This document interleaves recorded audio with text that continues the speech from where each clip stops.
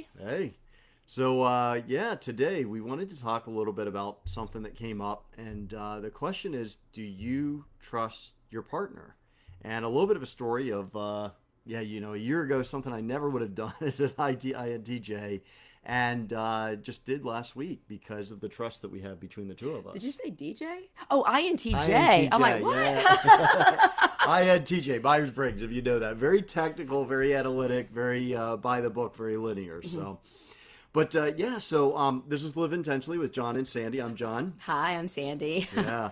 And we had we have the honor of speaking to a group, Athena's sisterhood, every Wednesday.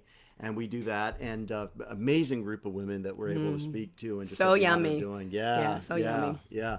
And so last week was our we were about to go live, and Sandy shared with me. She looked at me and she said, babe, I think it's just supposed to be you this morning. And that was a big shift. I mean, this is literally like maybe 15 minutes, 30 minutes ahead. Before we're supposed to go on. Yeah. So it was like the debut show, and we're going to be there every Wednesday. And I heard an audible voice that just said, John's going on without you. And what was so awesome is that I'm so surrendered to the flow and trusting that, God's guiding me, that I was like, okay, this is what it's supposed to be. And I shared it with John, and he just, I remember, you said, you're speaking straight from your heart. How can I say no? And so that's a gift, right? For us as women, or any of us, to speak through our heart, but definitely. Yeah. Definitely, you listen. He listened to me. Yeah, and I could feel it. I could just feel it when when she spoke to me, and I could feel her heart, and I could feel her words, and it was made total. I looked at her. I said, "Okay, makes sense. That's what we'll do. I'll go live myself," and just made the decision right away based on what the way I felt her. So it was not just the request, but I think it was the way that I felt you too. I mean, I know it was the way that I felt you too. I mean. Yeah, okay. And it completely changed. It was amazing. It was wonderful. It was exactly what we needed at the time, and it went so well. And then Sandy joined in today. We did it again today, and just had a beautiful session. And it's that power of really being able to trust your partner and knowing what that feels like too. I think that one of the things, and baby, I'd love you to share the story of how it felt when we met.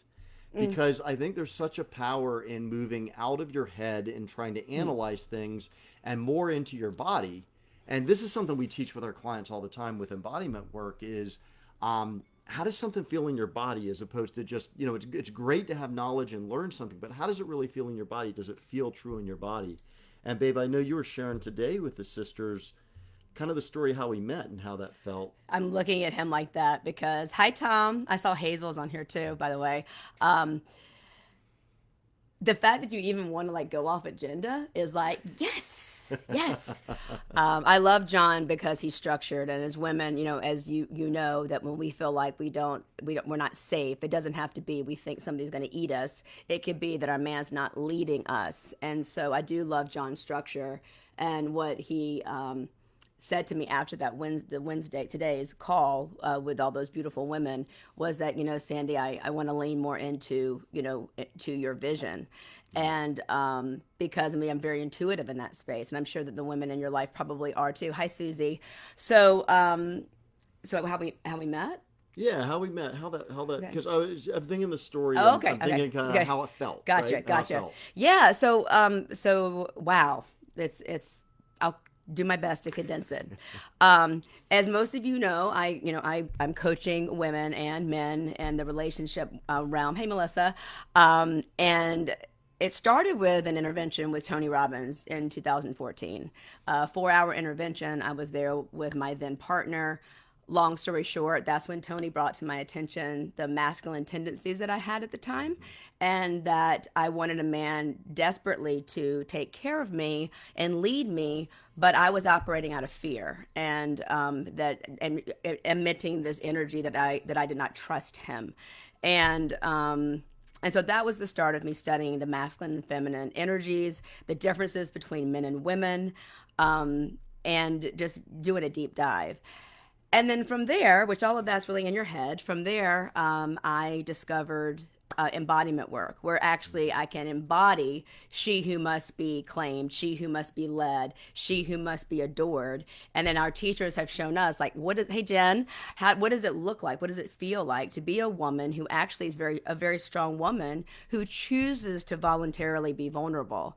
And that's the key, is that if a man is healthy, they're not going to necessarily want to be with a needy woman that needs them for everything. There's something really attractive when I was studying these 100 men for a year that everyone said except one that they wanted a woman who could take care of themselves but would choose to surrender their leadership to the man. So Yeah, so I want to touch on that a little bit. That is, and that's such a critical distinction, because strong men really do want strong women, and at the same time, we want to feel needed. We want to feel that there's, that we bring a benefit, we bring a value, and there's such a piece to that. So, that being voluntarily vulnerable, to share your heart, to share what you really want, to leave, to present it to us, to honor, to lead you there, to fulfill.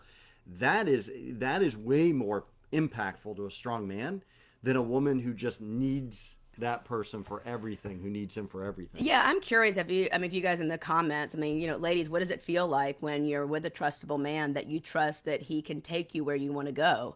Yeah. Hey, Miriam, how are you? Oh, and there's Connie too. And then also, ladies, I'd love to hear from you. And maybe I can actually audible hear you, but put it in the chat. What does it feel like when you're with a man who can't make a damn decision?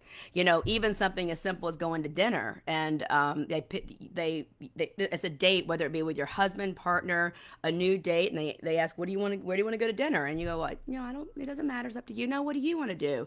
And there's no set plan. It sounds so simple. And it is, but we want to know, our nervous system is wired to scan, is he trustable? Is he trustable? Is he trustable? Is he going to take me, to the end game? And I'm not going to have time to go into all the ways that we met, but we'll make that a theme for the rest of the week, right?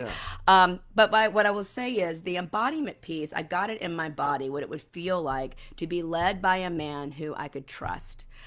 Cameron's dad, we met forever ago, and if I would have known these skills then, I can tell you we probably wouldn't have gotten a divorce. You and I've talked about that before. I didn't know how to surrender, to a man's leadership back then. Being raised by a single mom who raised me to completely take care of myself and not need a man. You hear that enough, you start believing it.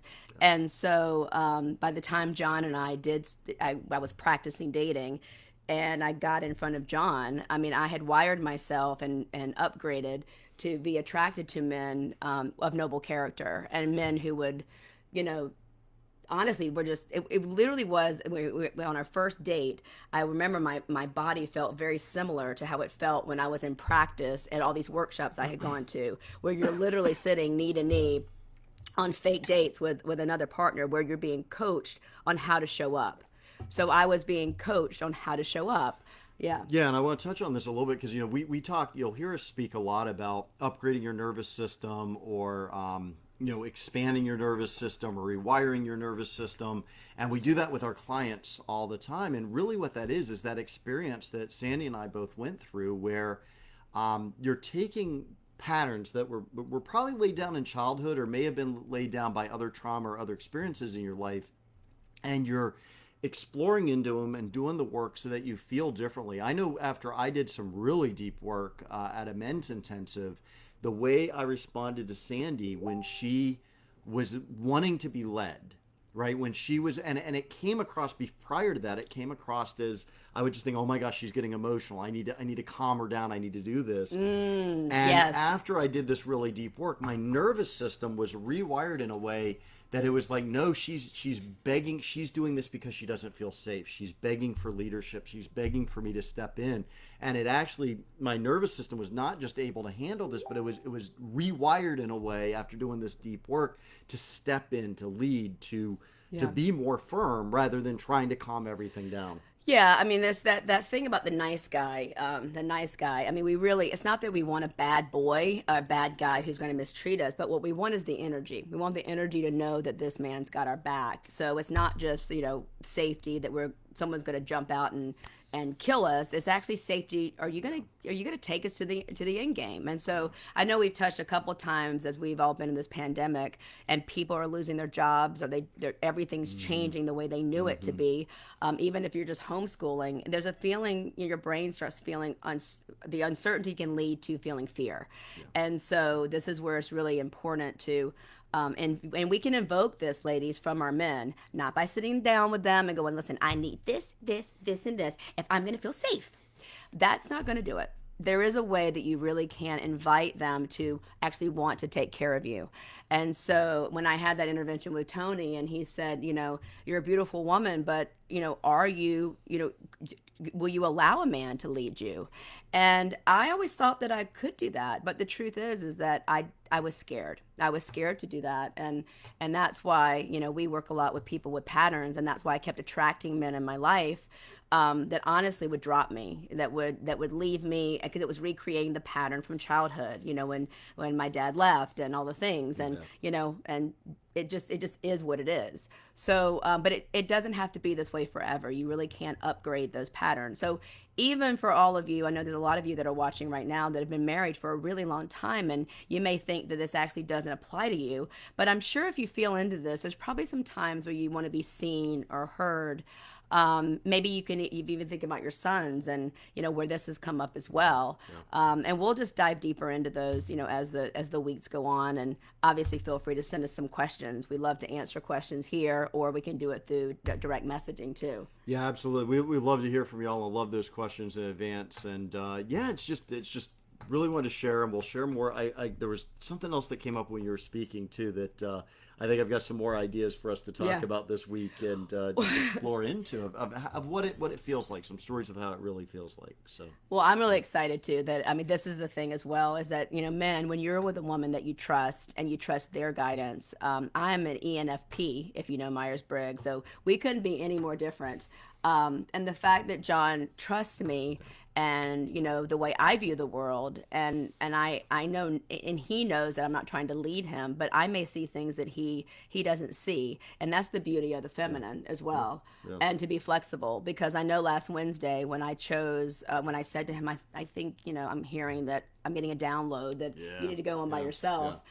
You trusted me. Trusted that insight completely. And I've embodied, and I'm embodied, and I'm practiced with meditation and prayer, and have trained my body now to trust when I get a download, when I hear, when I hear and I know, like in the intuition, to not do something.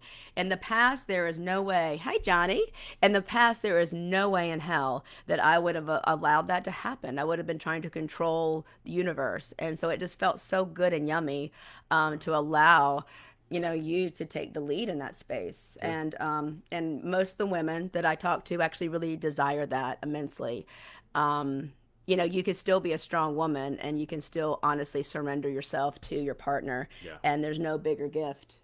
That's why I want to talk about. We'll talk in the future about just that what it feels like for a woman to be vulnerable and open up, and that I want to share some of the stories of what we did early on dating and what you did and how beautiful that was. So future. Yeah. Future. Wow. Okay. Yeah. I think that's it for it. now. Yeah. All right. Thanks, everyone. Wonderful seeing you.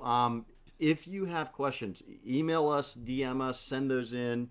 We love hearing from you all the questions, and we want to start addressing some of those on these as well, so that we'll just, if you're open to your question being on the air, share with us, and we'll do that, and we may even pull you in. We may even start pulling some people in to talk on these as well. All right. Thank you, guys. Everyone. Bye. Have a great day. See ya. Bye.